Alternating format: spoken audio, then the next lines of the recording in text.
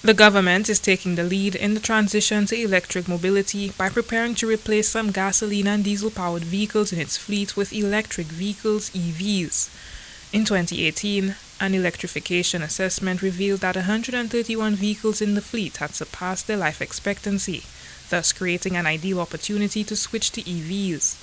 This transition is supported by two key projects, the GEF7 project and the NDC Tech project. The NDC Tech project is funded by the German government. These projects help foster the necessary policies to create an enabling environment and build the capacity required for the transition, such as ensuring that ICE vehicle mechanics are trained to handle the maintenance and repairs of electric vehicles, ensuring no one is left behind in this shift to greener transportation. On Wednesday, a validation workshop was held with stakeholders, the final step before the procurement process begins. We also are looking at, through both projects, the awareness raising aspect that will allow for the public buy-in as we transition towards electric mobility. The projects also have a component to do with end-of-life vehicles. We want to ensure that at the end of with this transition process, that the waste aspect is also adequately dealt with. But importantly today, we are looking at the pilot demonstration. The Caribbean Center for Renewable Energy and Energy Efficiency, CCRE, is an organ of CARICOM which promotes energy efficiency and renewable energy. CCRE is spearheading the design and implementation of the pilot demonstration project. One of the challenges encountered has been the timing, as CCRE sought to ensure that accurate data was gathered from stakeholders across government ministries and agencies.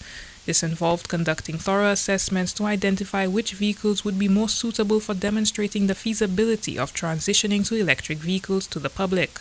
So the other challenge outside of the timing to get everything done is also the challenge of making sure that we demonstrate that this is actually a viable option for the government and people of St. Lucia, and to make sure that if there are any perceptions that electric vehicles may not be ideal for the road conditions in St. Lucia, that we're able to demonstrate that.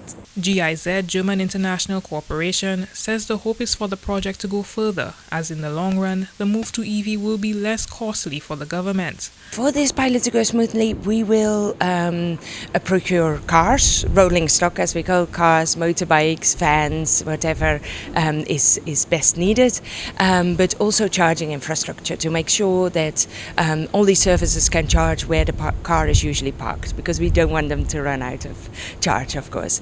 We will also make sure that there is sufficient solar infrastructure, so solar cells, in order to make sure that they charge on renewable energy and that maximize the environmental positive impact of this pilot. 9 government agencies, namely the Postal Service, the Royal St. Lucia Police Force, the Customs and Excise Department, the Ministry of Infrastructure, the St. Lucia Fire Service, Ambulance Service, the Water and Sewage Company, and the Ministry of Education are beneficiaries. Between the two projects, about 20 vehicles will be procured.